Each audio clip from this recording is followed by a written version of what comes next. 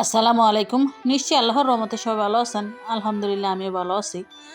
তো দেখেন, ফলোয়ার থেকে যদি নন ফলোয়ার আপনার ভিডিও বেশি দেখে তখন কিন্তু আপনার পেজের রিচ অনেকটাই বাড়ে।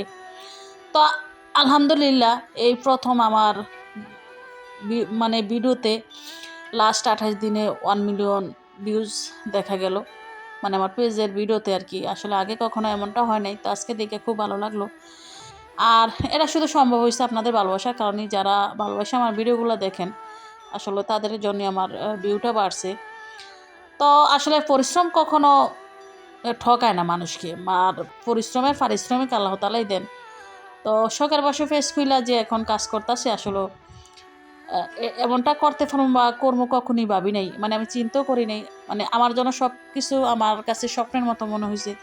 তবে যাদের ধৈর্য অনেক বেশি, অনেক লং টাইম কাজ করতে পারে, তারাই কিন্তু সফল হইতে পারে। তো দেখেন, আপনাদের সাথে কথা বলতে বলতে কিন্তু আমি পুঁটি মাছ ভাইজা নিলাম। তো টমেটো দিয়া পুঁটি মাছ কষায় রান্না করবো। তো একটু জোল জোল করে রান্না করলে কিন্তু খাইতে ভালো লাগে। তো ধনিয়া পাতা দিয়া দিলাম, দিয়া নামাই নিমু। তো একদম তাজা পুঁটি মাছ এভাবে ভাইজা মানে টমেটো দিয়ে জোল করলে আসলেই অনেক ভালো লাগে। তো আসলে অনেকে কে কিভাবে জানি না, তবে এই ফেসবুক থেকে কিন্তু অনেকে ইনকাম করতেছে। তবে আমরা যারা ঘরে শুয়ে বসে কাটাই, দেখা গেছে আমরা কিন্তু মানে মোবাইল ব্যবহার করি না এমন মানুষ হয়তো বা এখন আর নাই এখনকার যুগে। তবে আমরা কিন্তু কী করি, মোবাইলে সারাদিন ফেসবুক নিয়ে গাড়াগাড়ি করি। তবে যদি নিজে কিছু করতে পারেন, চেষ্টা করেন, প্রথমে চিন্তা করেন, তারপরে চেষ্টা করেন। চেষ্টা করলে মানুষ সফল হইতে পারে যে কোনো জায়গা থেকে।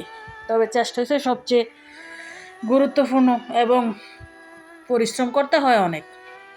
আসলে ফেসবুক এমন একটা জায়গা যে অনেক নারীরা আছে যে এখানে কাজ করতে আসে শুধু রান্না বান্নার ভিডিও বা দৈনন্দিন যে কাজগুলো করে ওই কাজের ভিডিওগুলো দিয়া কিন্তু তাদের এখানে একটা আয়ের উৎস হয়েছে।